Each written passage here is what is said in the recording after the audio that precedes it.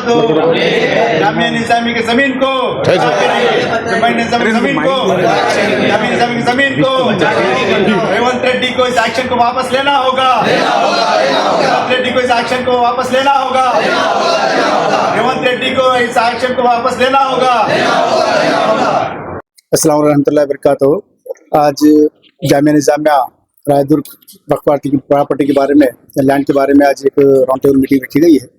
इस अल्हम्दुलिल्लाह इस मीटिंग में मुख्तलिफ जमातों के और सदूर यहाँ पर मौजूद थे और मुख्तलिफ मशवरे भी दिए हैं। इसकी एक जॉइंट एक्शन कमेटी बनाई गई है। Jamia Nizamia Raidurg protection land protection JSC बनाई गई है। इसके अंदर अल्हम्दुलिल्लाह पूरे जमातें, जितने जमातें आए हैं, कम से कम इसके अंदर 50-60 जमातें मौजूद हैं अल्हम्दुलिल्लाह। कई जमातें की जो सदूर हैं वो फ़ोन करके कहें भाई हम आपके साथ हैं, हम इंशाअल्लाह इसके साथ में हम रायदुर्ग ज़मीन के लिए यानी जामिया निजामिया के वक्फ लैंड के लिए हम ज़रूर जद्दोजहद करेंगे। तो हम इस दौरान ये फैसला किए हैं, रेवंत रेड्डी साहब से हम डिमांड करते हैं, रेवंत रेड्डी साहब आप जो एक्शन जो किया है 5 एकड़ 25 गुंठे जो एक्शन किया है फौरी वापस ले लें। और जो आपने 28 तारीख को जो एक्शन जो रखा गया है और एक्शन को रुका दें। अगर आप नहीं रुकाएंगे तो हम सितंबर की 13 तारीख को हम धरना, बड़ी पैमाने पे हम धरना करेंगे। इसके अंदर पूरे तेलंगाना के और मुसलमान भाई होंगे और BC ST ST को लेके हम एक धरना करेंगे। अब जब तक आप ये नहीं करेंगे हम धरने से हम नहीं हटेंगे। और मैं ये डिमांड करता हूँ जो जामिया निजामिया से उससे पहले आप फॉर्म को जो बेचैनी बेकरारी है आप एक कोई प्रेस मीट रखे और बात कहें ताकि जामिया निजामिया और ज़मीन किसकी है और जामिया निजामिया की है इसको वाज़ेह करें कि जामिया निजामिया की जिम्मेदारी है। और जो जॉइंट एक्शन कमेटी जो बनी है ये जॉइंट एक्शन कमेटी जो 27 तारीख को मोहम्मद अज़हरुद्दीन साहब से मुलाकात की हम कोशिश करेंगे। अगर नहीं करेंगे तो हम वक्फ बोर्ड जाके हम CO से मुलाकात करके हमारा एहतियाज वहाँ पर दर्ज करेंगे। और इस दौरान जो जितने भी पार्टी के जो लीडर्स हैं, जो KTR साहब हों या हमारे महेश गौड़ साहब हैं जो कांग्रेस के हैं, जो जिसकी पार्टी हुकूमत में है, और CPI के हैं, हर पार्टी के सदूर से प्रेसिडेंट से हम जाके मुलाकात करेंगे। मुलाकात करके हमारे जो डिमांड्स को रखेंगे और वक्तन फ़वक्तन जो हमारी कोर कमेटी बनी है जॉइंट एक्शन कमेटी की, इस कोर कमेटी डिसाइड करेगी कि जो 13 तारीख तक हम किससे मिलना है और किससे जाके करना है। तो ये तय करके इंशाल्लाह उनसे रिप्रेजेंटेशन देंगे। और मैं जी आप जिससे मिलने के लिए ऑफर करते हैं वो पार्टी से अगर आपको साथ नहीं देती है तो आपकी जॉइंट एक्शन कमेटी कहाँ तक उसके लिए आगे बढ़कर काम करेगी? हम जब जाके मिलेंगे, जब जो पार्टी अगर साथ नहीं देंगे तो बेनकाब करेंगे। हम उसको हम ये जानना चाहते हैं कि कौन सी पार्टी सीरियस है हमारे वास्ते, कौन सी पार्टी साथ दे सकती है, कौन सी पार्टी ये कर सकती है। उनको हम बेनकाब करना चाह रहे हैं और ज़रूर हम तो ये नहीं रुकेंगे। हम तो कोई पार्टी के भरोसे पे, कोई पार्टी के सपोर्ट से, कोई पार्टी के अपोजिट हम काम नहीं कर रहे। सिर्फ हमारे जामिया निजामिया के वक्फ लैंड के वास्ते हम जो जद्दोजहद कर रहे हैं इंशाल्लाह करते रहेंगे और आगे भी।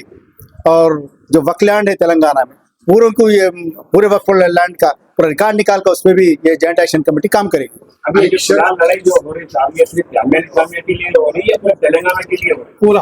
तो ऐसा तो कई साल से जो वक्फ प्रॉपर्टी को कब्जा किया जा रहा है, हम एक तमाशा बन के बैठे। लेकिन जो हिंदुस्तान की मशहूर यूनिवर्सिटी, जो हमारी जो बाबरकत यूनिवर्सिटी, जो यूनिवर्सिटी की ज़मीन को लिया जा रहा है, तो अब भी अगर हम नहीं जागेंगे तो हमारे इस पे हमारे रेपुटेशन पे यानी हमारे इस पर बहुत बड़ी ठेस पहुंची है। तो जामिया निजामिया की ज़मीन है। अब जो इसके बाद अगर हम जामिया निजामिया की ज़मीन को नहीं रोकेंगे, हम इसको वापस नहीं लेंगे, तो आगे जितने ज़मीनात है पूरे ज़मीनात भी गवर्नमेंट लेने के इसमें है। और तेलंगाना में जहाँ पर और जो ये ज़मीनें हैं ज़रूर उस पर ये काम करेगी। 28 तारीख को वोट पे इसका एक्शन के लिए फैसला होने वाला है, तो इससे पहले आपकी कमेटी क्या फैसला करेगी, क्या अपनी बात बताएगी? वही हम अब जो डिमांड किए हैं रेवंत रेड्डी से कि अगर आप 28 तारीख को एक्शन नहीं रोकेंगे, 5 एकड़ 25 गुंठे जो जमीन को वापस नहीं लेंगे, तो हम 13 तारीख को धरना करेंगे। तो 27 इससे पहले जो कहें 27 तारीख को मुलाकात करेंगे। इसकी वजह ये हो सकती है, हमें मालूम ये हुआ है कि जो मशहूर के दौरान जो जामिया निजामिया ज़मीनों को डराया गया है, धमकाया गया है, क्योंकि जो हमारे सियासी जमात, जो मुस्लिम सियासी जमात है, तो जमात के हाथ में उन्हें एक कठपुतली के हिसाब बने हुए हैं, क्योंकि हर जगह वो जाते हैं और सीएम साहब को खजूर खिलाने लगाते हैं ले आके, और सीएम साहब से बिठाते हैं, बात करते हैं। लेकिन जो सियासी जमात जो है तमाशा बनी बैठी हुई है, सियासी जमात का जो दबाव हो सकता है क्योंकि अपने मफाद के लिए। तकरीबन जो है कई सालों से तो वक्फ में रीजन ये है, पहले तो मुजरिम तो वो जमाती है, तो जब रिकॉर्ड में देखा जाए, अगर तहकीकात में जाए, तो हमारे जो प्रॉपर्टी है जो गैर हैं तो गवर्नमेंट की प्रॉपर्टी को कब्जा कर रहे हैं, लेकिन जो वक्फी प्रॉपर्टी है तकरीबन हमारे उम्मत के लोग ही हैं उसके अंदर ये जो जमातें हैं जो इससे पहले मेंबर रह चुके हैं, ये कमेटी बन चुकी थी, उसमें मेंबर रह चुके हैं, लेकिन उसके अंदर बचाने में नाकाम हो गए। क्यों? कि खुद वो उसके अंदर मुजरिम है, खुद वो उसके अंदर कब्जा कर चुके हैं। इससे पहले तो और भी कई जमीनें हैं, लैंड है जो जमा हो गए, बर्बाद हो गए। तो अब जो कमेटी बनी है, क्या उसको आने में ताखिर नहीं हुई, या पहले हो जाना चाहिए था, या फिर दूसरे कमेटियों को भी करना चाहिए था? ये कमेटी बनने में बहुत बड़ी ताखिर हो गई, क्योंकि जो तेलंगाना स्टेट माइनॉरिटी हकूक़ पोराड़ा समिति जो तंजीम है, ये तंजीम ये गौर करी कि आज हमारी तंजीम बन के 1 साल हुआ, तो हम उसके बाद देखें, हर चीज़ पे हम गौर और फिक्र कर रहे हैं। तंजीम बनने के बाद पहला जो एक्शन है, पहले जो कब्जा है, तो ये जामिया निज़ामिया के राय दुर की ज़मीन का कब्जा है। तो हम यहाँ से आवाज़ उठाएंगे, ज़रूर इसमें हम हमारे प्लेटफॉर्म से, जो जॉइंट एक्शन कमेटी के प्लेटफॉर्म से ज़रूर हमसे रोकेंगे और हम आखिर तक लड़ेंगे। जनता को आप क्या मैसेज देना चाहेंगे इसमें आपका साथ देने के लिए? जल्दी से मैं एक गुजारिश ये करना चाहता हूँ, पहले आप अपने कौम के लिए कुछ करने का से फिक्र करें। जो अपने कौम को कुछ नहीं कर सकता है तो किसी भी कुछ नहीं कर सकता, लेकिन जंजी आज दूसरी कौम है, जंजी बनकर जो कोई चीज़ को हासिल कर सकती है, तो जो एक सेंट्रल मिनिस्टर को इस्तीफा दिला सकती है। लेकिन हमारी जंजी, मेरी उम्मीद है जंजी से ज़रूर आप सामने आइए, अब आगे आइए। और मैं इसके साथ ये कहना चाहता हूँ, जामिया निज़ामिया के जो तलबा हैं, जो साबिका तलबा हैं, उनसे मैं गुजारिश करता हूँ, अपील करता हूँ, ताकि आप इस मुहिम में आइए, हमारे साथ में आइए। इंशाल्लाह आप आगे बढ़ के काम करिए, इंशाल्लाह हम आपके साथ हैं, लेकिन आप खामोश ना बैठे। तो हमारे जामिया निज़ामिया निज़ामी लगा लिए और उसके साथ ये कर लिया, अल्हम्दुलिल्लाह अच्छी बात है, बाबरकत चीज़ है, क्योंकि वहाँ से फारिग में लगा लेना भी चाहिए। लेकिन आप हक़ ये बनता है जामिया निज़ामिया तलबा से और जो साबिक तलबा से, आप भी आइए साथ में, आप भी मुलाकात करिए, इंशाल्लाह हम मिलके इसको हम हासिल करेंगे। क्या है जामिया निज़ामिया और उसकी प्रॉपर्टी की कीमत क्या है, अहमियत क्या है, ये अगर उन लोग को नहीं मालूम है जानने को, तो आपकी एक्शन कमेटी को किस तरह से समझाएगा? तो इसके लिए मैं ये नहीं समझता कि जंजी को नहीं मालूम है, क्योंकि हर एक के फसाम में हाथ में फ़ोन होता है।